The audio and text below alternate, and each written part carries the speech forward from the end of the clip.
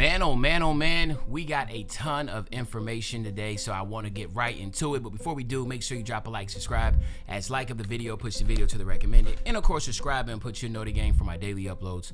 Without further ado, let's hop straight into the video. Okay, so Zach Timmerman, right? He is the guy when it comes to the builder, right? And he was on fire yesterday. He was answering questions left and right. There was a lot, but I just wanted to highlight the main ones.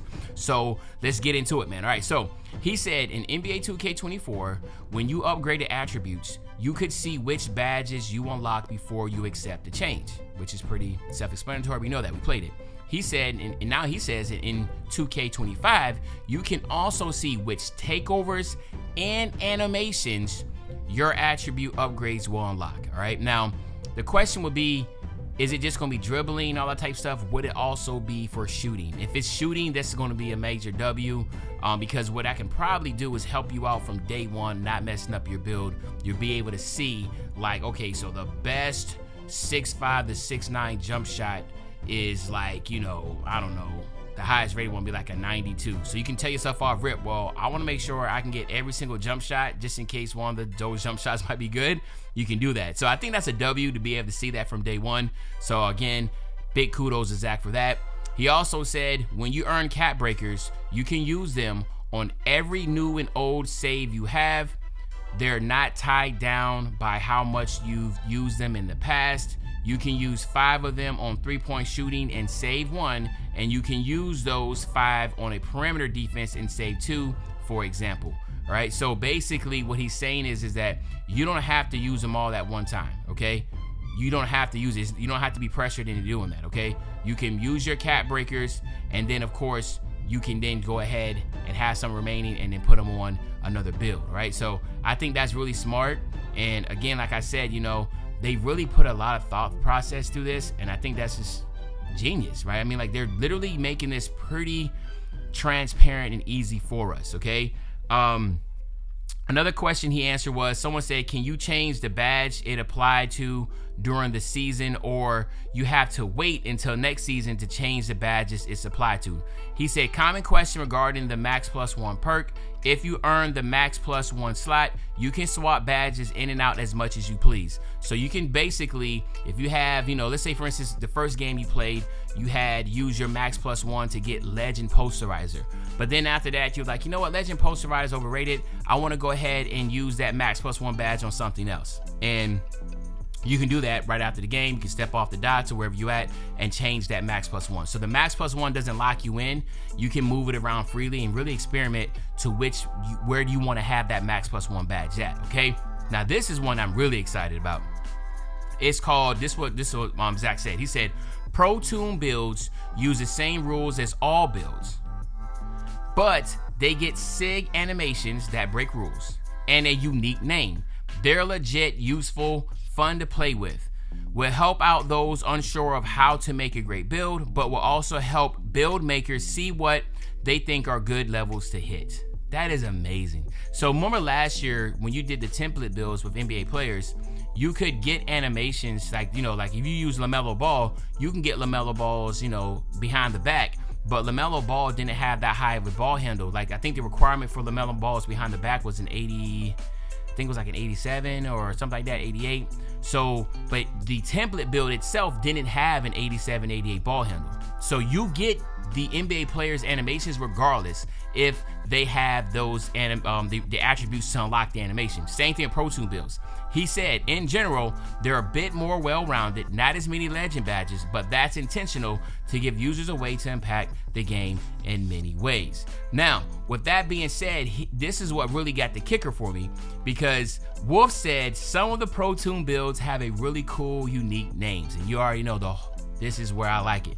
Like ISO King, Instrument of Buckets, and Defensive Captain. And then right under that, Zach replied, Pocket Post is the best one for him. If you don't know, Zach is really big on centers, and he has a lot of he does a lot with the centers as far as in the game, the animations and that type of sort. Actually, he does all that, right? So again, pretty dope to see what this Pro Toon builds. So Pro Toon builds for me is going to be really fun because I want to have them on the most rarest ones. And to be honest with you, a lot of people probably aren't going to have a Pro Toon build just because, you know, they kind of made it for you. Now, if you was to move the attributes and stuff, you lose everything.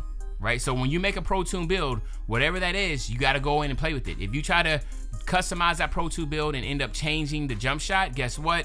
I mean, not that jump shot, changing his jump shot animation. The Pro Toon build default was an 88 mid-range, and then you change that 88 mid-range something else, you lose all those animations and everything, and it basically becomes just a regular build. So you want to keep that in mind. You don't want to just sit there and be throwing things around. You know, stick with the Pro Toon build to keep that rare build name, in my opinion. Okay.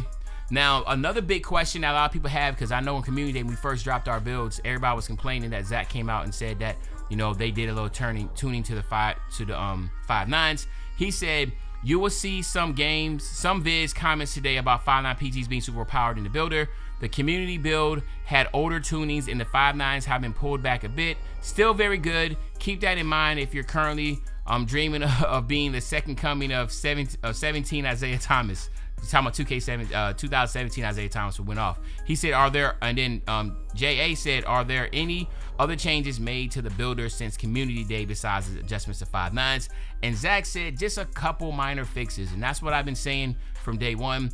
Use these videos that we're dropping right now just as reference points. It's some things that you can do because there's going to be minor changes, but it's not going to be any that's going to be game breaking to where, of course, the builds that we made are just absolutely obsolete. Like, for the most part, you can still use the builds that we've made and dropped, when I say we, the people at Community Day, and use as reference points to kind of help you to think about what you want your build to be when you are finally able to get your hands on the game, either the 4th or the 7th, okay? Now, then we have my man Eric. Eric is the guy, I'm not sure what he's responsible for, but Eric came out and he was answering a lot of questions, and this is some W's right here. The question was, is there anywhere else in NBA 2K25 besides Proving Grounds where shot meters will be disabled?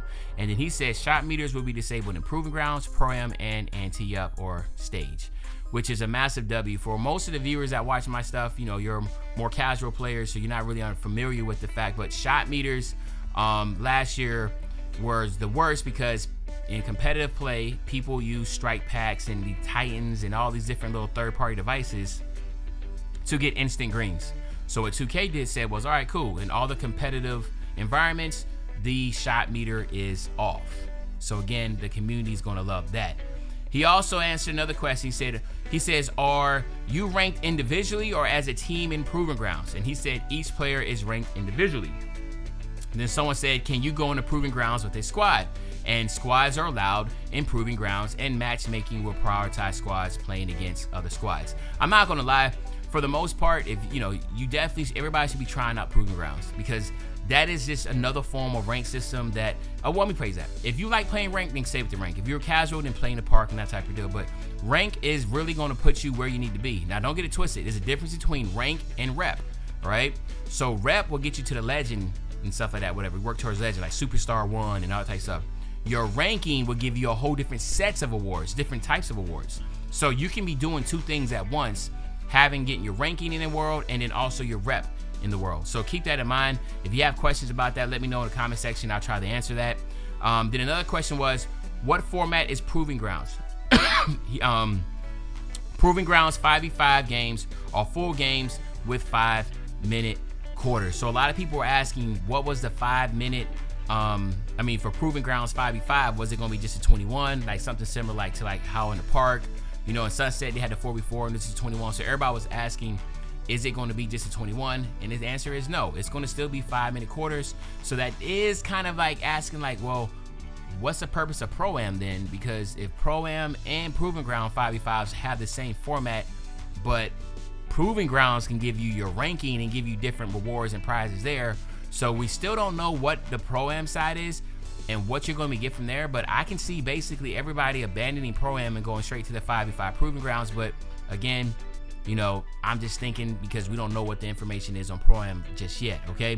Last but not least, and a lot of y'all probably gonna like this, They said, will Park and Rec records reset? He said Park and Rec records will not reset each season. So now, every single season, you know, you want to keep that record straight because it's going to roll over, right? I know some people were like, oh, it don't matter, man. Like, you know, when season 2 starts, I have a 0-0 record in the Rec in the Park and that type of deal. Not anymore.